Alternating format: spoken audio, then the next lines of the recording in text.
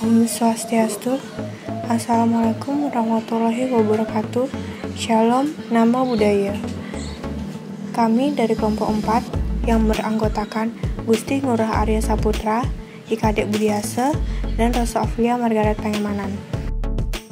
Dosen pengampu Nimade Satya Utami, SEMM. Adapun materi yang akan kami sampaikan yaitu dari silabus 4 yang berjudul Sistem Perilaku Organisasi. Berikut pokok-pokok materi yang akan kami sampaikan. Yang pertama, keselarasan tujuan. Yang kedua, teori motivasi kerja. Yang ketiga, sistem pengendalian formal. Yang keempat, tipe-tipe organisasi. Dan yang kelima, fungsi kontroler. Keselarasan tujuan. Apa itu keselarasan tujuan? Keselarasan tujuan dalam suatu proses berarti tindakan-tindakan yang mengarahkan setiap anggotanya untuk menyelaraskan tujuan pribadinya masing-masing sesuai dengan kepentingan perusahaan. Pemimpin perusahaan selalu menginginkan setiap anggota organisasi mencapai tujuan organisasi secara baik. Masalahnya adalah anggota organisasi perusahaan tersebut mempunyai kepentingan sendiri-sendiri yang terkadang cenderung tidak sama dengan kepentingan perusahaan. Maka dari itu, diperlukannya keselarasan tujuan. Faktor informal yang mempengaruhi keselarasan tujuan. Faktor informal yang bisa berbentuk aspek eksternal dan bisa berbentuk aspek internal. Yang pertama, aspek eksternal, yaitu norma-norma. Norma-norma yang bertumbuh dan berkembang pada masyarakat, di mana perusahaan merupakan bagian dari masyarakat itu sendiri. Hal ini bisa disebut dengan etos kerja. Hal tersebut bisa termanifestasikan dalam bentuk loyalitas karyawan, semangat kerja, dan kemampuan individu. Yang kedua, ada aspek-aspek internal. Yang pertama ada budaya. Budaya yang dimaksud di sini adalah aturan kebiasaan yang berlaku dalam perusahaan atau sering juga disebut dengan iklim kerja. Yang kedua, ada gaya manajemen. Gaya manajemen ini termasuk sikap pemimpin terhadap pengendaliannya. Sikap pimpinan biasanya juga tercermin dalam sikap bawahannya. Yang ketiga, ada organisasi informal. Organisasi informal yang dimaksud di sini adalah adanya hubungan kerja secara informal antara satu bagian dengan bagian lain. Yang keempat, ada persepsi dan komunikasi. Kesalahan persepsi setiap saat bisa terjadi, dan jika tidak ditangani dengan baik, maka bisa merugikan kepentingan perusahaan secara keseluruhan. Untuk itu, diperlukan cara komunikasi yang efektif. Dan yang kelima, ada kerjasama dan konflik. Garis-garis yang menghubungkan kontak-kontak dalam bagian organisasi menunjukkan suatu cara agar tujuan perusahaan tercapai. Maka dari itu, perlunya kerjasama anggota organisasi untuk menyelesaikan suatu konflik tersebut. Teori motivasi kerja. Apa itu motivasi kerja? Motivasi adalah keadaan dalam pribadi seseorang yang mendorong keinginan individu untuk melakukan kegiatan-kegiatan tertentu guna mencapai tujuan organisasi. Beberapa teori motivasi yang dikenal dan dapat diterapkan dalam organisasi. Teori tersebut, yang pertama, teori hierarki kebutuhan Maslow. 5 dasar kebutuhan manusia membentuk suatu hierarki kebutuhan sebagai berikut. Kebutuhan fisiologis. Kebutuhan fisiologis merupakan kebutuhan dasar yang harus dipenuhi oleh manusia, seperti rasa lapar, haus, seks, perumahan, tidur, dan lain sebagainya. Selanjutnya ada kebutuhan keamanan. Kebutuhan keamanan merupakan kebutuhan akan keselamatan dan perlindungan dari bahaya, ancaman, dan perampokan, ataupun pemecatan dari pekerjaan. Selanjutnya, ada kebutuhan sosial. Kebutuhan sosial merupakan kebutuhan akan rasa cinta dan kepuasan dalam menjalin hubungan dengan orang lain. Kepuasan dan perasaan memiliki serta diterima dalam suatu kelompok, rasa kekeluargaan, persahabatan, dan kasih sayang. Selanjutnya, ada kebutuhan penghargaan. Kebutuhan penghargaan merupakan kebutuhan akan status dan kedudukan, kehormatan diri, reputasi, dan prestasi. Yang terakhir ada kebutuhan aktualisasi diri. Kebutuhan aktualisasi diri merupakan kebutuhan pemenuhan diri untuk mempergunakan potensi diri, pengembangan diri semaksimal mungkin, kreativitas, ekspresi diri, dan melakukan apa yang paling cocok, serta menyelesaikan pekerjaannya sendiri. Selanjutnya, teori yang dapat dipergunakan dalam suatu organisasi, yaitu ada teori dua faktor Herzberg dan teori pengharapan Fromm. Teori dua faktor Herzberg. Yang pertama, ada hygiene factor, yakni berkaitan dengan konteks kerja dan arti lingkungan kerja bagi individu. Yang kedua, ada stage factor, yaitu faktor pemuas yang dimaksud berhubungan dengan isi kerja dan definisi bagaimana seseorang menikmati pekerjaannya. Teori pengharapan Fromm. Yang pertama, ada ekspetensi. Yang kedua, ada instrumentality. Yang ketiga, ada valence. Sistem penilaian formal adalah faktor-faktor informal yang telah dibahas sebelumnya sangat menentukan efektif tindaknya sistem pengendalian manajemen sebuah organisasi. Faktor lain yang berpengaruh adalah sistem formal. Sistem tersebut dapat dikelompokkan menjadi dua. Yang pertama, sistem pengendalian manajemen. Yang kedua, peraturan rules. Beberapa bentuk dari peraturan rules dapat dijelaskan sebagai berikut. Yang pertama, pengawasan secara fisik. Yang kedua, petunjuk pelaksanaan. Yang ketiga, sistem pengaman.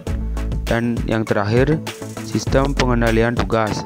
Proses pengendalian formal. Proses pengendalian formal pada dasarnya meliputi tahap-tahap tertentu yang secara terus-menerus bekerja dalam tahun ke tahun. Tahap ini dimulai dengan penentuan tujuan perusahaan dan strategi untuk mencapai tujuan tersebut. Tipe-tipe organisasi. Strategi perusahaan mempunyai pengaruh yang penting atas struktur organisasi. Berbagai bentuk struktur organisasi pada gilirannya mempengaruhi bentuk sistem pengendalian manajemen yang akan diterapkan. Pada dasarnya, ada tiga bentuk struktur organisasi, yaitu organisasi fungsional, organisasi unit usaha, dan organisasi matrik.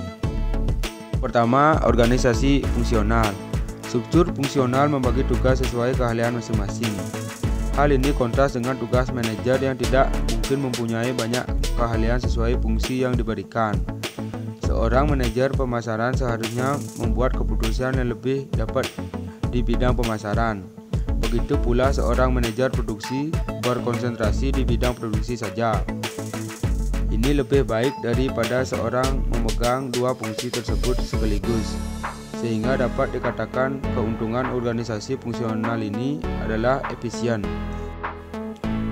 Yang kedua, organisasi unit usaha, yaitu bertanggung jawab terhadap semua fungsi yang terlibat dalam proses produksi dan pemasaran produk tertentu. Manajer unit bisnis bertindak seakan-akan divisinya merupakan bagian terpisah dari perusahaan. Mereka juga bertanggung jawab terhadap perencanaan dan koordinasi untuk masing-masing fungsi. Mereka juga menjamin bahwa setiap fungsi koordinasi dengan baik. Yang ketiga, organisasi matriks. Dalam organisasi matriks, manajer suatu proyek selain bertanggung jawab terhadap keberhasilan proyeknya, juga bertanggung jawab terhadap unit-unit fungsional. Masalah pengendalian manajemen pada organisasi matriks jelas lebih sulit dibandingkan dengan bentuk organisasi lainnya. Perencanaan harus disesuaikan dengan kebutuhan program atau proyek yang disesuaikan pula dengan sumber daya yang tersedia pada unit-unit fungsional. Koordinasi harus dilakukan dengan mempertimbangkan jadwal kegiatan dari beberapa unit sehingga proyek-proyek dapat diselesaikan tepat waktu dan tidak ada orang yang tidak bekerja. Pengendalian akan sulit manakala tingkat keberhasilan suatu proyek atau program merupakan tanggung jawab dari beberapa manajer. Fungsi controller. Untuk menjamin keberhasilan sistem pengendalian manajemen diperlukan seseorang yang mengawasi kegiatan ke arah pencapaian tujuan, biasanya disebut controller. Fungsi controller ini adalah yang pertama, mendesain dan menjalankan informasi dan mengawasi sistem. Yang kedua, menyiapkan laporan keuangan dan pelaporan keuangan kepada pemegang saham atau pihak lain.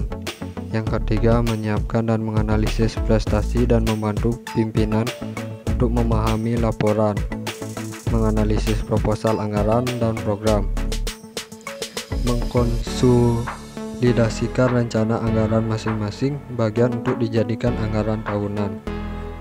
Yang keempat, mengawasi prosedur internal dan eksternal audit untuk menjamin validitas data.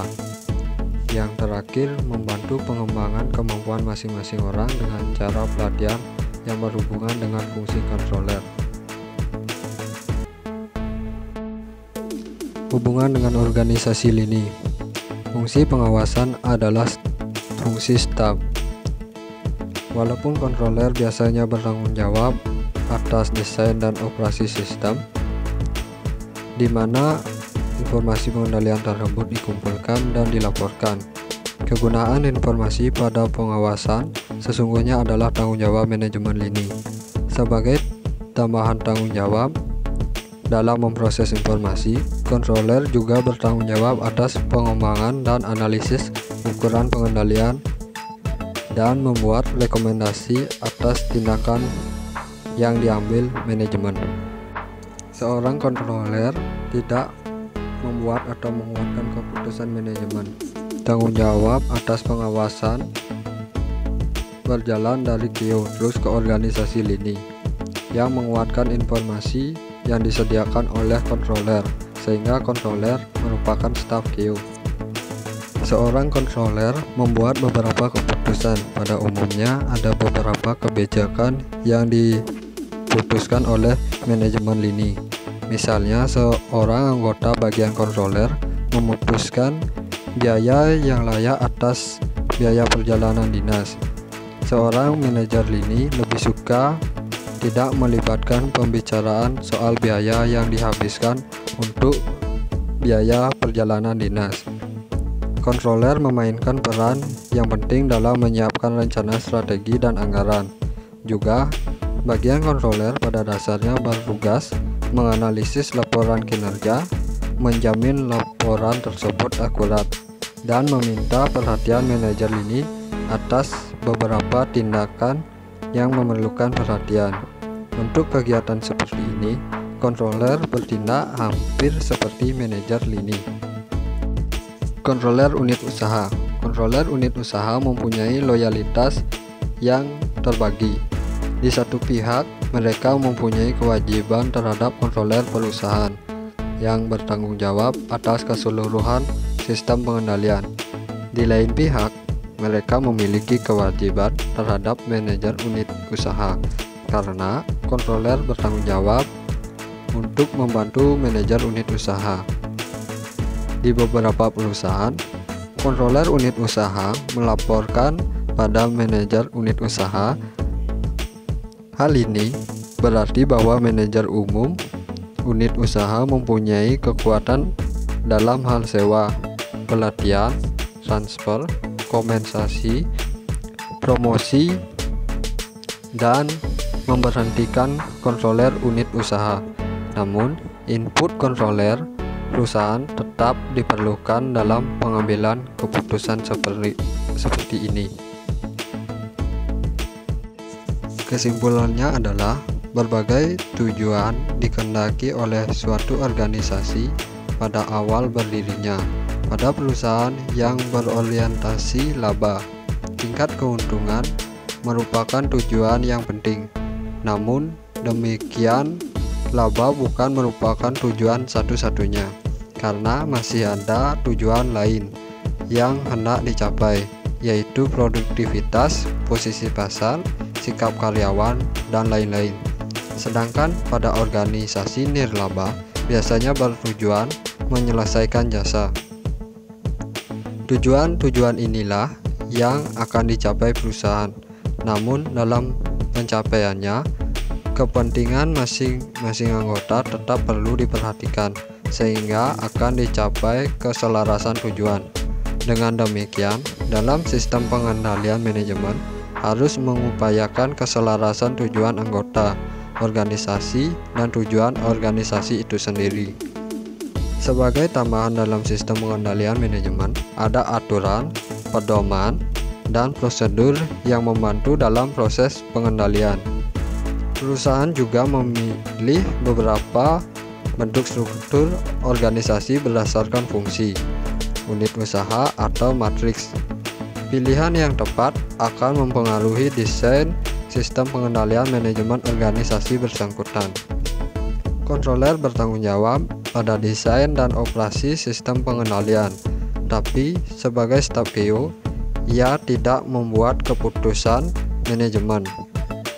Pelaporan tanggung jawab kontroler tergantung pada pilihan organisasi, apakah langsung bertanggung jawab pada kontroler kantor pusat atau jika ia mengawasi suatu unit usaha, bertanggung jawab pada manajer unit usaha.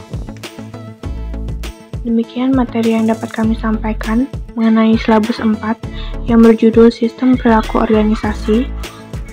Kami tutup dengan Om Santi Santi Santi Om. Wassalamualaikum warahmatullahi wabarakatuh. Shalom, Namo Buddhaya. Sekian dan terima kasih.